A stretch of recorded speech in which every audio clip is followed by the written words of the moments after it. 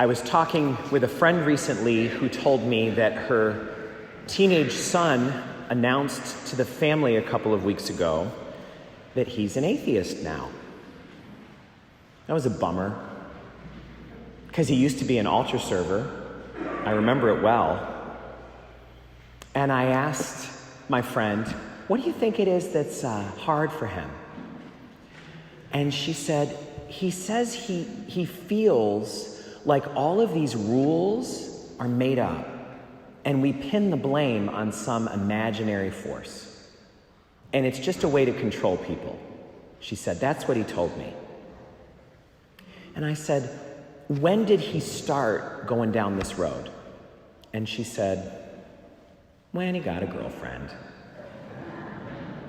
Because all of a sudden, some of the rules that were there, he really didn't want to follow. And he was trying to figure out, do I have to follow these rules? And so what he said to the family is, listen, I'm open. If God decides to show up physically, then I'll believe. But in lieu of that, I'm an atheist. That's the human temptation. God, if you're so great, then it is not a heavy lift for you to come show yourself to me. That's all I want. Just show yourself, and then that'll clear everything up. Don't make this harder than it has to be, God. Just show up. And that can make sense when you're in the moment of saying it. But you have to admit that that is an awful lot of ordering the Almighty around. It's a little tricky for someone as small as any one of us is to be telling the Alpha and the Omega what you require for your scrutiny. It's exactly what Philip did, though. He's standing in for all of us who have that tendency inside of us. Philip says, Jesus, we wouldn't have a faith problem here if you just showed us God. Can't you just show us the Father? And I don't know what it was like to be there, but can you imagine the, are you kidding me right now, look on Jesus' face? Can you imagine what gift you'd have to send by a text message if you wanted to capture that? Like, Philip. And I mean, this is the thing that always happens. We think, I wouldn't have any trouble with my faith if I just had more proof. And Philip says, if we just saw God, if we just saw heaven, then we'd be okay. And Jesus goes, well, yeah, I guess your faith would be stronger then, wouldn't it? But then it wouldn't be faith, would it, Philip? That's not what faith is. Saying that is like saying, you know, fasting would be a lot better if you could just eat more during it. Right, yes. Okay, good point. We'll have to bring that to management and see if we can arrange that. No. And so this is the thing about faith, is by definition, it is beyond our five senses. You cannot use your five senses for matters of faith. And so, like I said to the kids, we have to know that there's an invisible dimension going on around us that we have to be aware of and be humble about. And it's easy for our ego to say, come on, give me a break. If I can't see it, it's not real. But a deeper natural intelligence is much wiser than that. Natural intelligence in us says, wait a minute, where did I get my vision in the first place? Why do I have eyes that see? And why is it that some people have bad vision or no vision? Why is there blindness? And why do some people have blindness but not me? I can see. Faith is grounded in knowing, wait a minute, I didn't create myself. And then getting in touch with what that means. I didn't create myself. I couldn't if I tried. I'm a creature. I'm not a creator. Getting straight on that is the foundation on which faith can be built. I was talking with a couple that comes to Mass here every week, and they were telling me their story. I didn't know that for most of their marriage, the husband had had a really hard time believing in God. He would come to church with his wife, but he wasn't into it. And she had so much faith and would reveal to him things that happened and say, don't you see how God was in this and in that, in our lives and our kids' lives? And he didn't see it.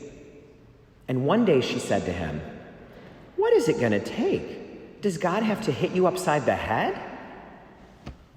They remember that she said that because that was the week that the brain tumor was discovered. What do you need to be hit upside the head? He wound up having 2 brain surgeries, and in his recovery, he said, God showed up in such a big way. He said, oh my goodness. He said to me, Father, if you ever talk to anybody who has a hard time believing, send them to me. I want to tell them my story. There was even a miracle in their backyard one day that I'll let them tell you sometime that gave his wife the strength to walk with him through these surgeries. There were miracles throughout the whole journey. But you know what's a little bit hard? If I got my friend's teenage son and got him there with that couple, there's a good chance it wouldn't work. That's the hard thing. For many people who have faith struggles, that story would not touch them at all. And you may know why. It's because if you have faith, no explanation is necessary. But if you struggle with faith, no explanation is enough. You know that feeling? If that man told someone who was struggling with faith about that, they'd be like, well, wait a minute. Who else was in the room with you? What medications were you on? Are you sure? You know, has that ever happened again? Do you see, it would never be enough because they'd be trying to get proof for their 5 senses. For the ones who have faith, no explanation is necessary. For those who struggle, no explanation scratches the itch. There's always more. And you know what I think this is a lot like that we can relate to? Is being in love. Now, don't raise your hand, but have you ever been in love with someone, don't raise your hand, who wasn't in love with you back? Most of us at some point in life have that. Have you ever had the opposite? Where you saw someone as just a nice acquaintance and all of a sudden you heard from other people or you could see in their eyes, oh boy. Isn't that a mystery? That like this spell can come over, sometimes 2 people at the same time, but often just one. And if you have that spell going on in your life, you want to tell everybody. You can't wait to tell everybody about that girl at school or that guy at the office. And a lot of times, if the person you're telling doesn't feel that spell at all, they're like, what, that twerp in the office? Or that kid? Like, really? And that's I think what faith feels like. It's an awful lot like being in love. And there's no words to describe that. You can't convince with a thesis and lines of argument why this person is worthy of my love. If you feel that, you feel it. And I don't know if you've ever been in a relationship that's gotten complicated because someone wanted the other to prove their love or to explain their love.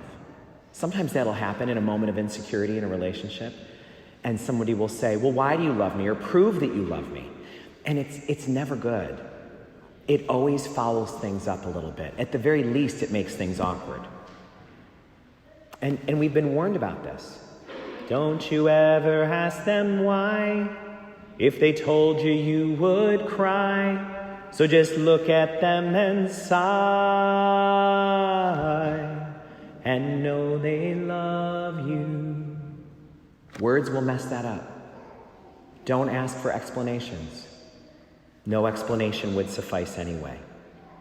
So this week, we are being asked to look at when are the times that we've gotten into the whole, hey, God, prove it to me. Show yourself to me. Give me a sign. Make me know what comes next. Make it clear to me. Take away my doubt. Make it easier for me. Is there a chance that in those moments we are asking God to shrink down to our five senses? And we're ignoring the fact that that is a very unreasonable request to the author of all things? Creatures ordering around their creator? Can you hear Jesus saying to Philip, "You've been with me all this time, and still you don't know me? Still you don't trust me?"